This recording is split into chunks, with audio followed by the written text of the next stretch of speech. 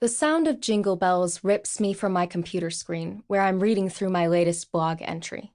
Heart rocketing to my throat, I click on the post button, then slam my laptop shut. From where I'm standing next to the waist-high bookshelf, I dive onto the floor and, in a move that would impress Simone Biles herself, land in a perfect cross-legged position next to a stack of donated books on a vintage sled. For effect, I pick up a book and hold it up to my face just as my boss, Miss Velasco, walks in.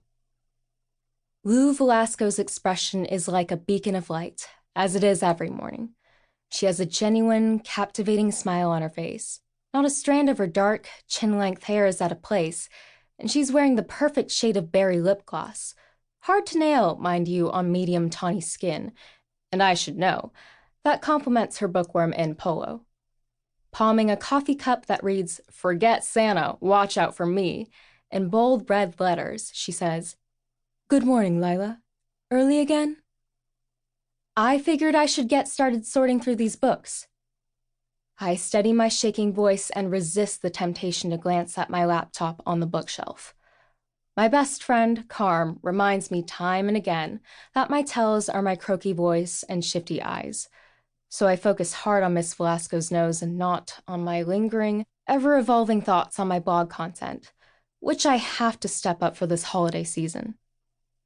Because if Miss Velasco knew how many times I arrived early before my weekend morning shifts, or stayed a few minutes after my closing shifts under the guise of voluntarily categorizing books in the gift shop's free library, she would find out that she's harboring a criminal. Okay, that's a little extra. Not a criminal, but a sneak, an undercover. Well, your work shows.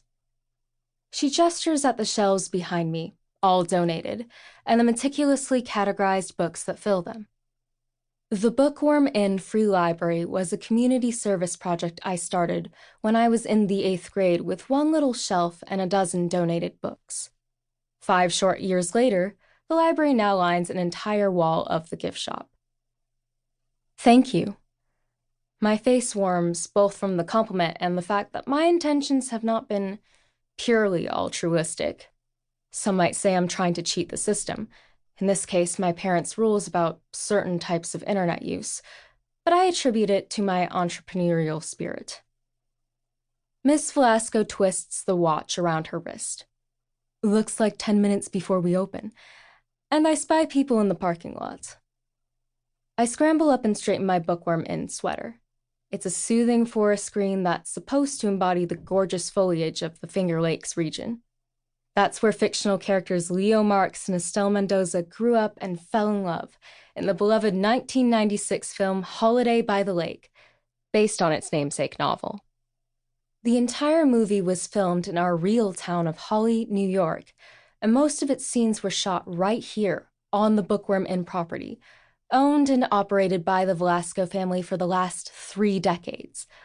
Holly has become a major tourist destination as a result, and fans of the movie flock here in droves every holiday season, camera ready, to relive their favorite scenes.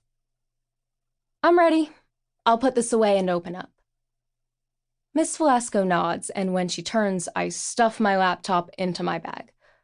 I really need to be more careful.